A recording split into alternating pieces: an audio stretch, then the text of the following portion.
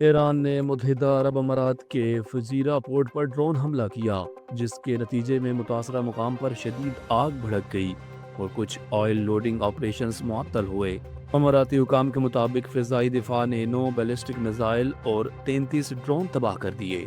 ایران کے جوابی حملے اسرائیل میں بھی جاری ہیں، جہاں تل ابیب میں 20 دھماکے ہوئے اور متعدد مقامات پر آگ لگی۔ ایرانی افواج نے امریکہ کو خطے میں اپنی صنعتیں منتقل کرنے کی وارننگ دی اور رہائشیوں کو امریکی اڈوں سے دور رہنے کی ہدایت کی۔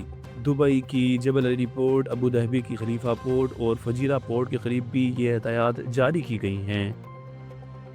روس حالیہ کشیدگی کے دوران ایران کو انسانی امداد بھیجنے والا پہلا ملک بن گیا ہے۔ عالمی خبر رساں اداروں کے مطابق روس کی امدادی کھیپ ایک کارگو طیارے کے ذریعے 13 ٹن سے زائد طبی سامان لے کر آذربائیجان پہنچی، جہاں سے یہ سرحد پار کر کے ایرانی حکام کے حوالے کی جائے گی۔ امداد میں ہنگامی طبی آلات اور ادویات شامل ہیں تاکہ متاثرہ افراد کو فوری طبی سہولیات فراہم کی جا سکیں۔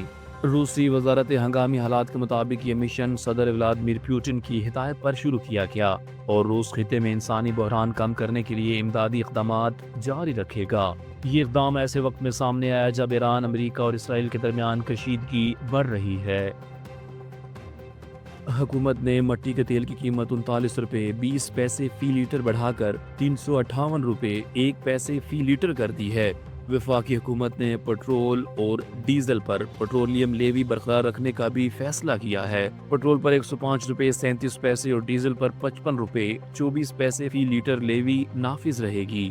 وزارت توانائی کے مطابق پٹرول اور ڈیزل کی قیمتیں برقرار رکھ کر 23 ارب روپے کی سبسڈی 14 سے 20 مارچ تک ادا کی جائے گی، جس میں پٹرول پر فی لیٹر 49 روپے 63 پیسے اور ڈیزل پر 75 روپے 5 پیسے سبسڈی شامل ہے۔ یہ رقم آئل مارکیٹنگ کمپنیوں کو پرائز ڈفرینشل کلیمز کی مد میں اوگرا کے ذریعے ادا کی جائے گی۔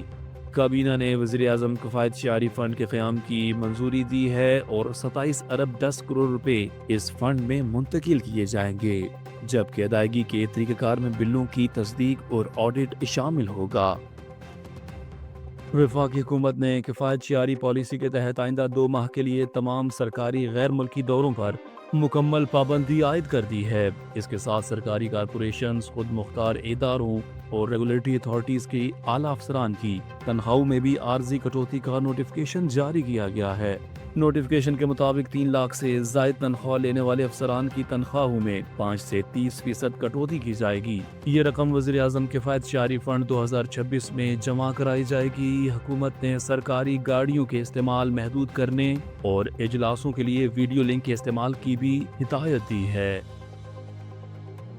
وزیر خزانہ محمد اورنگزیب نے کہا ہے کہ حکومت کی اولین ترجیح ملک میں پیٹرولیم مصنوعات کی بلا تعطل فراہمی یقینی بنانا اور عوام پر بوجھ کم رکھنا ہے۔ ان کی زیر صدارت پیٹرولیم مصنوعات کی قیمتوں کی نگران کمیٹی کا ویڈیو لنک اجلاس ہوا، جس میں عالمی مارکیٹ کی غیر یقینی صورتحال کے باوجود پاکستان میں پیٹرولیم سپلائی کو مستحکم قرار دیا گیا۔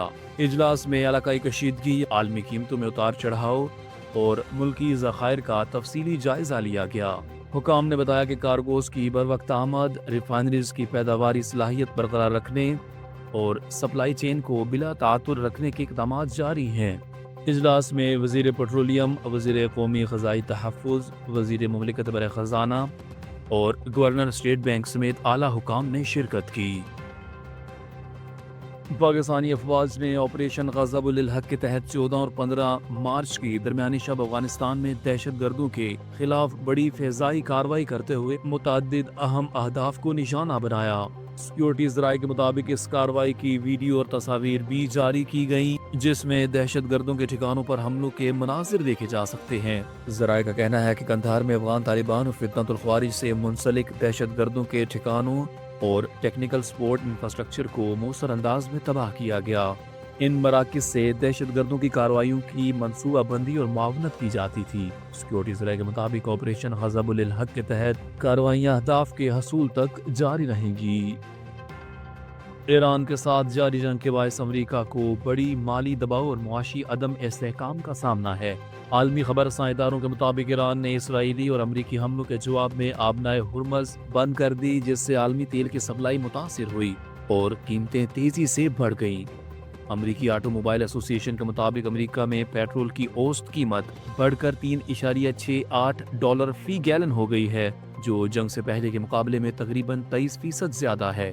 عالمی مارکیٹ میں برینٹ کروڈ $103 فی بیرل جبکہ WTI خام تیل تقریباً $99 فی بیرل تک پہنچ گیا ہے۔ ماہرین کے مطابق ایندھن کی مہنگائی سے امریکہ میں اشیاء خوردنوش، لاجسٹکس اور فضائی سفر کے اخراجات بھی بڑھ رہے ہیں، جبکہ صدر ٹرمپ پر جنگ ختم کرنے کے لیے اندرونی اور عالمی دباؤ میں اضافہ ہو رہا ہے۔